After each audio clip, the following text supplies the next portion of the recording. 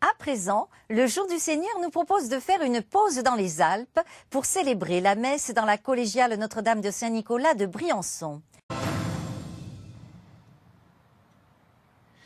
Bonjour à tous et bienvenue ce matin à Briançon, dans les Hautes-Alpes. Derrière moi, vous pouvez admirer bien sûr les montagnes qui entourent la ville, mais aussi une partie des fortifications construites par Vauban au début du XVIIIe siècle pour protéger la ville contre les incursions du duc de Savoie. Afin de construire ces imposants remparts, il a fallu détruire l'ancienne église et Vauban l'a remplacée par un nouvel édifice en 1718. L'église fête donc cette année son 300e anniversaire. Elle porte le titre de collégiale, ce qui signifie qu'elle était administrée à l'époque par un collège de chanoines, c'est-à-dire un groupe de plusieurs prêtres.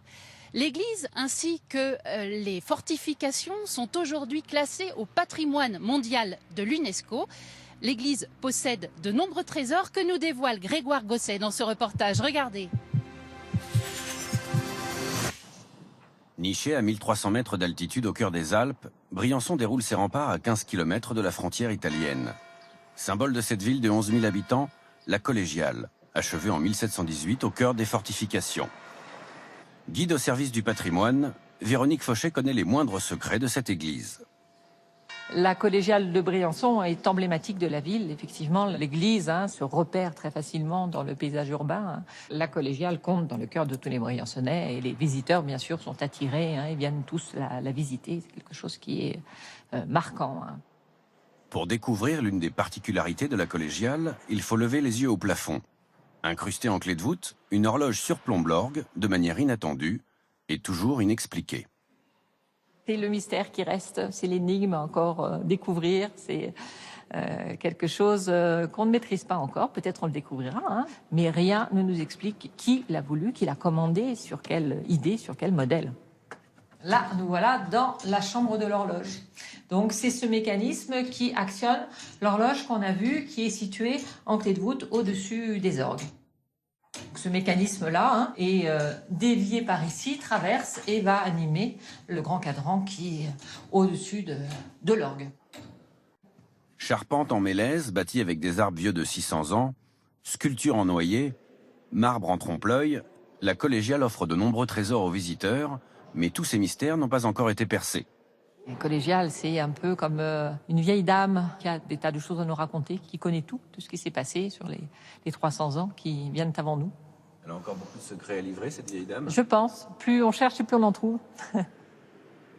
Cette année, la collégiale fait peau neuve. La vieille dame de 300 ans a entamé en effet un vaste plan de restauration qui durera environ une quinzaine d'années. Les travaux ont commencé par la tour où je me trouve à présent et je peux vous dire que depuis ces échafaudages, la vue sur le panorama est à couper le souffle.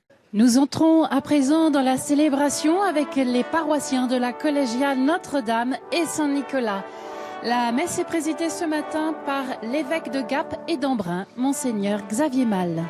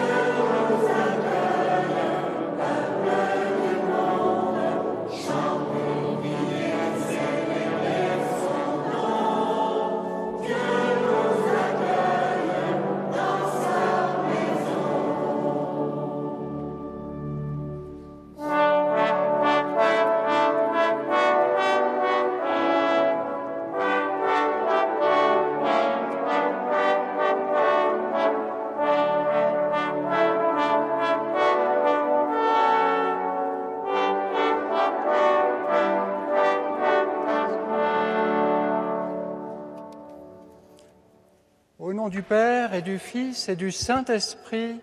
Amen. La paix soit avec vous.